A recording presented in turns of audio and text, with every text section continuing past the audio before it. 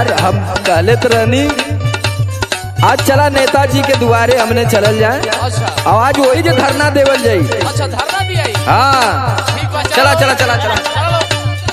रड़ुआ समाज अध्यक्ष जी जिंदाबाद जिंदाबाद। रड़ुआ समाज अध्यक्ष जी जिंदाबाद जिंदाबाद। रड़ुआ समाज अध्यक्ष जी जिंदाबाद जिंदाबाद। अरे नेताजी प्रणाम। प्रणाम प्रणाम बाबू, बोलिए आप कौन? हम रड़ुआ समाज के अध्यक्ष हैं अच्छा और हम लोग बहुत तकलीफ में हैं नेताजी। क्या तकलीफ है बाबू? गर्मी बीत गया, अच्छा बरसात बीत गया, हाँ भाई बरसात तो बीत गई, लेकिन अब जाड़ा में हम लोगों को क्या होगा? जाड़ा में? हाँ अरे बच्चा बहुत समस्या तो आपकी गंभीर लग रही है हमें। कहो तो कंबल बंटवा दें, और क्या कर सकते? अंबल कंबल से कुछ नहीं होगा नेताजी। अच्छा लीजिए मैं समस्या बता रहा हूँ, इसका हल आपको निकालना है। तो बताइए क्या समस्या है आपकी? जेकर भाईल बाबिया उतना बाजा मारी है, जेकर भाईल बाबिया उतना बाजा मारी है, हई जाड़ा में रारू हवा का करी है।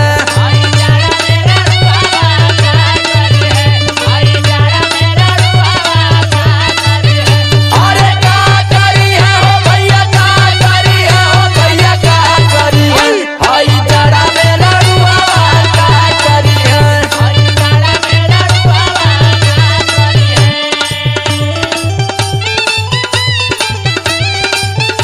अरे दिया हो दिया बाबा टेंगारी भैया।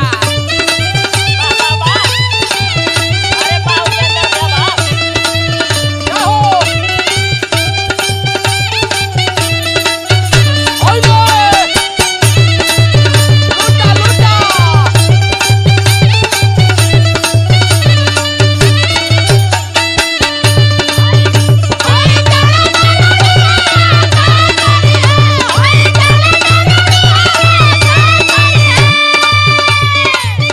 और समस्या इतना ही तक ना है नेताजी। और का है? मान ला जेकर बियाह हो गल अच्छा वो तो बड़ा खुश है, हाँ भाई जेकर बियाह भइल तो खुशे बा। लेकिन इनमें कुछ रड़ुआ ऐसनो प्रकार के हुए कि बियाह भइले के बाद भी ना खुश हुए। बियाह भइला के बाद भी ना खुश हवन, हाँ ई काहे हो? जैसे इनमें प्रकाश जी हुए, अच्छा एडीआर जी, ते अनशन पे होइल हवा का?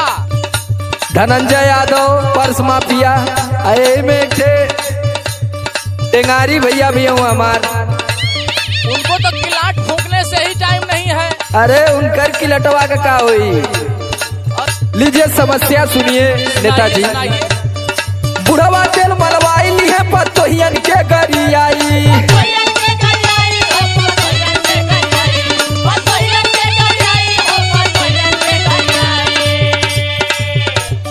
भैया भौजी सुझई है संग में ओढ़ रजाई।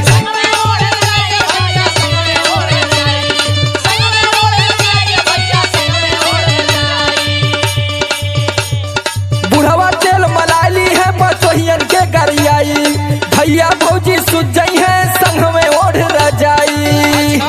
और दिक्कत बहुत बड़ा है। अच्छा ये बताइए, इतनी दिक्कत है आपको, ये समस्या का समाधान सरकार की तरफ से कोई नहीं है?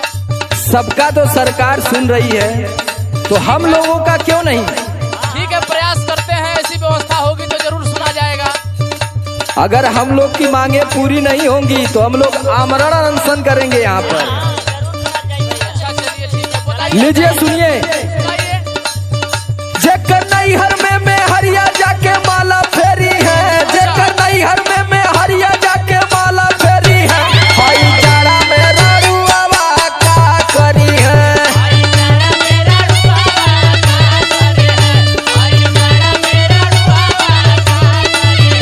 अरे का करी है हो भैया, का करी है हो भैया, का करी है, हई जाड़ा में रड़ुआ का करी है।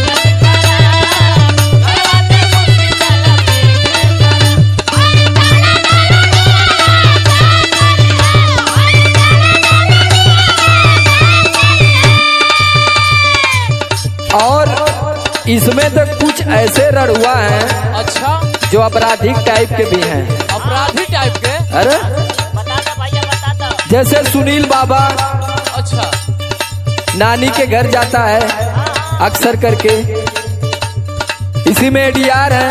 अच्छा, ये है एडीआर जी। देखा संदीप राज उर्फ राज, है। आनंद कप्तान, अच्छा धर्मदेव बक्चौत जी।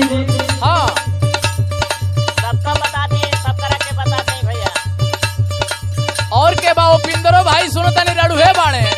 हाँ हम भी देखा थी कि उपेंद्र भाई कभी सुने में आया कि शादी तय हो गया, अच्छा लेकिन अब इन जबले कुछ लगन उगन लिखा न जा तबले कैसे मनबा।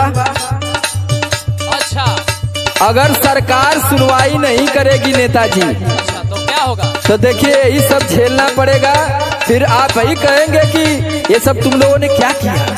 अरे भाई आप लोग देश के भविष्य हैं, ऐसे कदम क्यों उठा रहे हैं बताइए, लीजिए सुनिए। सुनाइए। कितनी झकियां खिड़की कितनी डकियां डाड़ावारी,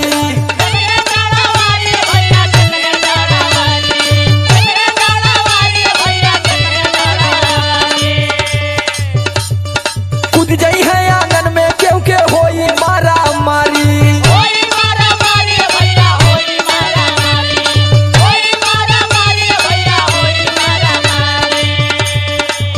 यही सब झेलना पड़ेगा। इसमें देखिए सबसे खतरनाक टाइप के परवीन यादव हैं, अच्छा अच्छा, अब प्रिंस भी उसके साथ है। ये दोनों लोग साथ ही में हैं। हाँ, कितनी झकियां खिड़की कितनी डकियां डाड़ावारी, कूद जाई है आंगन में क्यों के होई मारा मारी। अच्छा, समरा लोग भी आपन जुगाड़ धारी है, समरा लोग भी आपन जुगाड़ धारी है। हई जड़ा में रड़ुआ का करी है,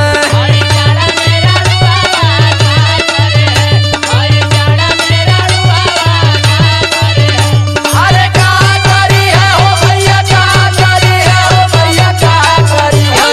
हई जड़ा में रड़ुआ का करी है।